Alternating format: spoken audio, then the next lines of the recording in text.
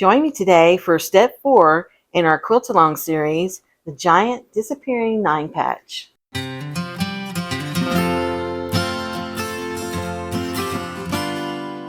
Okay, so I've finished all my disappearing 9-patch blocks, and I'm going to open one up so I don't know if it'll fit on my screen, but you can see this is our giant disappearing 9-patch block. Okay, so now I'm going to arrange them how I want them to lay in the quilt top. Now there's a couple of different options that you can do, when you're arranging them to get the look that you want. I like the scrappy look, so this is, exciting for me, is what I'm going for. So I'm going to lay out one arrangement, and I'll show you what that looks like, and then I'll lay out another. Okay, as you can see here, I laid out 2 rows of 2. Now, my quilt is going to be 4 rows by 4 rows. I want it to be, large enough for a queen. It's going to be, if you want it a little bit longer, you can add another row of 4 to make it a little bit longer. Or if you need it to be a king size, you can add, make 5 rows of 5.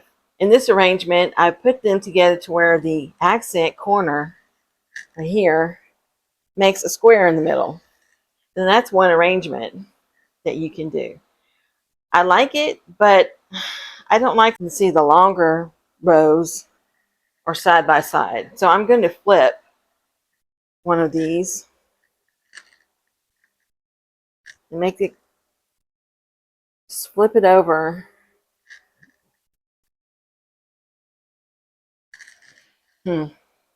So where you see you have 2 colors that are together, you can just choose a different row so that you don't have both of them together. What I'll do is flip this bottom one.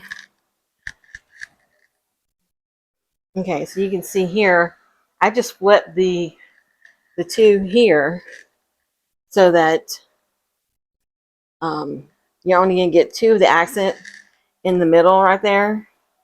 And then the other accents points are on the bottom corner here and on the top corner on this one. And so I'll do all my quilt this way. And so then I'll just go in and I will sew these 2 together, then sew the next 2, and then I'll sew all the rows together and into a quilt top, and I'll show you what that looks like. Okay, so I have my first 2 rows all sewn together. I have all the blocks sewn together into 2 rows, and I'm going to make the other 2 rows, and I'm going to sew all the rows together. And I want to show you how I sew the 2 rows together and give you a few tips on that. Okay, so I have my first 2 rows ready to sew together. And what I wanted to show you is when you get to the cornerstones, you are going to have a seam there that you have to match. Meanwhile, I just take where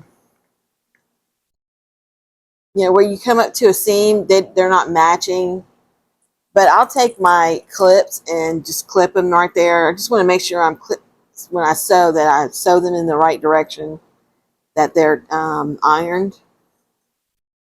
Some of them got a little bit wrinkled in the process of making the quilt, but you can see here, like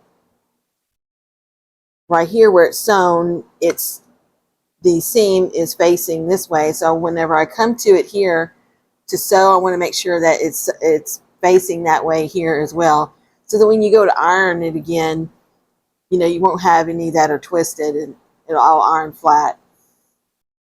And so I just go through and I'll put a clip just every now and then. I just want to, because it's so long when you're sewing both of these together that they could come apart if you're not pinning them or clipping them.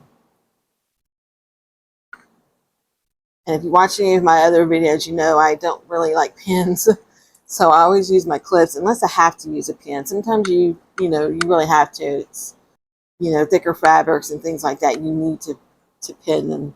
Okay, and so when you get to the cornerstones here, that your accent they're going to be cat-a-corner from each other. And so that seam right there, it has to be matched up. And so you're just going to go in and make sure you got them right next to each other with no gaps. And I always pull it back and check, and then clip it or pin it. And then you'll just do the same thing here. Go down the entire row. Okay? So I'm going to go to the machine. I'm going to sew these two rows together. And then I'll do the same with my other two rows. And then I'll put the two rows together. Instead of sewing one row each at one time, it's easier if you sew the first two rows and then the second two rows, and then sew those two rows together in the middle. Okay? So I'll be right back.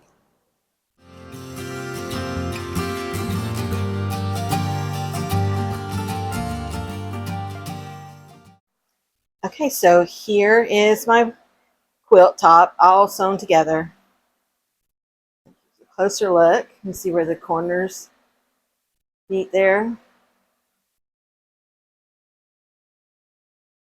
I'll try to get the whole thing in the camera. It's kind of hard to do because it's such a big quilt. Okay, so I hope that you have enjoyed this step in our quilt along. If you have any questions on anything, please leave them in the comments and let me know. And thank you for joining me on this quilt along. Step 5 will be putting our quilt top together with our backing and our batting. And I will see you soon for the next step. Have a great day. Bye-bye for now.